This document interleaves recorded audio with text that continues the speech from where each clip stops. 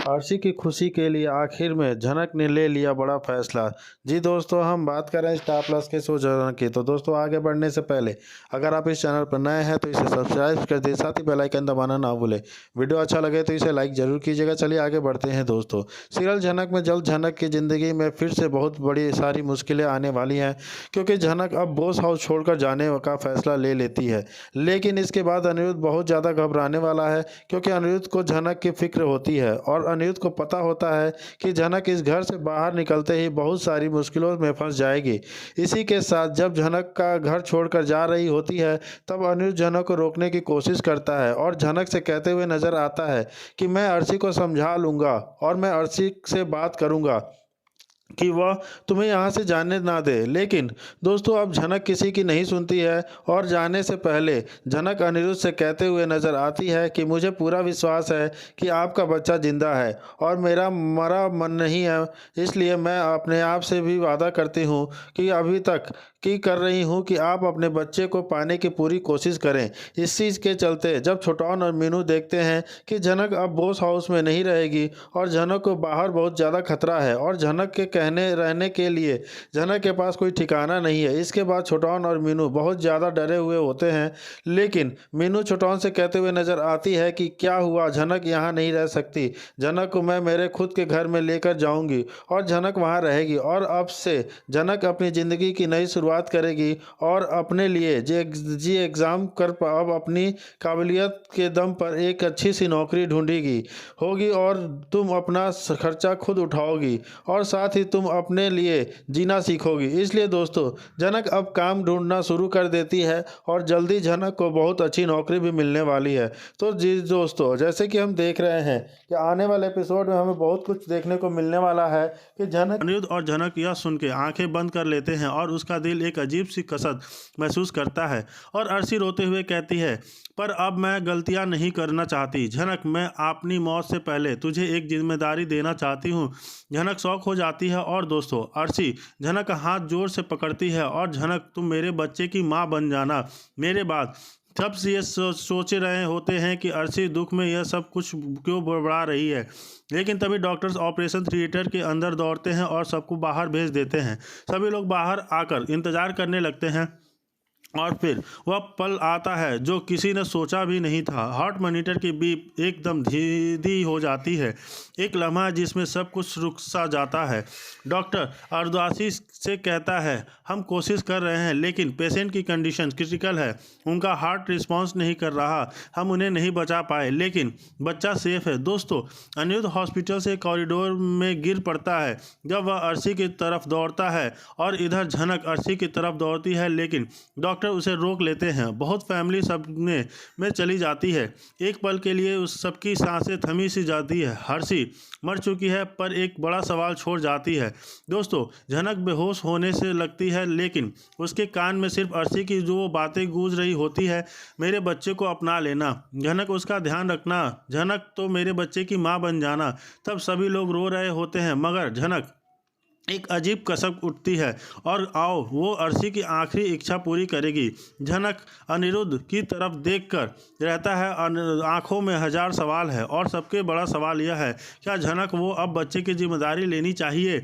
ये एक सवाल आपसे भी है, क्या झनक को उसके बच्चे का सहारा बन अनिरुद्ध के साथ रहना चाहिए। और इधर विपाशा की नई चलाक चाल, बच्चा अभी भी खतरे में है। झनक और वह बोस फैमिली अभी तक अर्शी की मौत के गम झेल ही रहे होते हैं। तभी एक नया तूफान साया उनके सर पर आता है। विपाशा और लाल एक नए प्लान में लग चुके हैं। विपाशा लाल से कहती है, अर्शी मर चुकी है, इसका मतलब मैं कि अब उसके बच्चे पर हमारा हक हो सकता है। और लाल हाँ में सिर हिला देता है, अगर हम इसे ले गए तो कोई हमें रोक नहीं सकता। विपाशा कहती है। विपाशा और लाल हॉस्पिटल के स्टाफ को रिश्वत देते हैं और सभी को मैनिपुलेट करने लगते हैं, लेकिन वे एक नया प्लान बनाते हैं। अर्शी के बच्चे को चुराकर उसकी जगह एक मृत बच्चा रख दिया जाए। विपाशा हंसते हुए कहती है, झनक और अनिरुद्ध को सिर्फ दुख ही मिलना चाहिए, इस बच्चे को अपना बनाकर रहूंगी। तो दोस्तों, अब सबसे बड़ा सवाल यह है कि क्या झनक अपनी नई जिम्मेदारी निभा पाएगी। क्या विपाशा अर्शी के बच्चे को फिर से चुरा लेगी और अनिरुद्ध अब क्या फैसला करेगा। आप हमें कमेंट्स में बताइए। जैसे कि देख रहे हैं कि वीडियो अच्छा लगे तो इसे लाइक भी ज़रूर कीजिएगा। चलिए आगे बढ़ते हैं दोस्तों।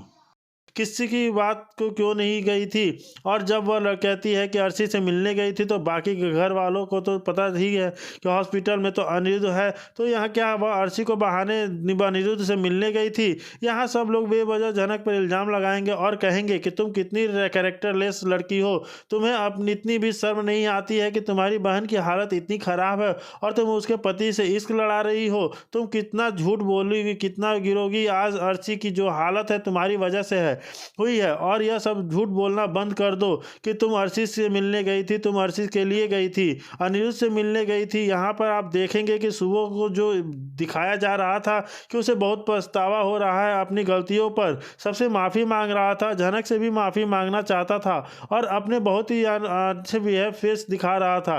अब उसके चेहरे का भी रंग उतर चुका है, यानी अब वह अपने पुराने वाले भेष में आ चुका है, अब उसकी अकड़ वापस आ चुकी है। जनक से वह उसी ताव में उसी तरीके से बात करता है और कहता है कि मेरे बेटे का पीछा क्यों नहीं छोड़ देती हो तुम जब तक मेरे बेटे की ज़िंदगी में रहोगी ना, खुशियाँ कभी नहीं आ सकती है। और बहसबाजी तुम बहुत ज़्यादा करती हो जनक, तुम्हें क्या ज़रूरत थी वहाँ जाने की और किससे पूछ के तुम वहाँ गई थी। जनक भैया अच्छे से सॉलिड जवाब देती है सभी को, और उसके जवाब से सब लोग हैरान तो है ही और परेशान भी हो रहे हैं कि लड़की बहुत पटर पटर बोलती है, लेकिन अब क्या करे, कहाँ जनक का साथ देने वाला कोई नहीं है। अनिरुद्ध तो उधर हॉस्पिटल में, तो जनक को अपने लिए स्टैंड खुद ही लेना होगा। लेकिन यहाँ छोटौन जो है उसका जनक का साथ देता है। छोटौन मीनू काफ़ी ज़्यादा परेशान है कि आज इतने अच्छे दिन भी यह लोग तमाशा खड़ा कर रहे हैं, कम से कम इस रिसेप्शन को तो अच्छे से हो जाने दो, और जनक को क्यों हर बार ब्लेम करते हो, कुछ भी हो जाए तुम जनक के लिए ऊपर ही चीज़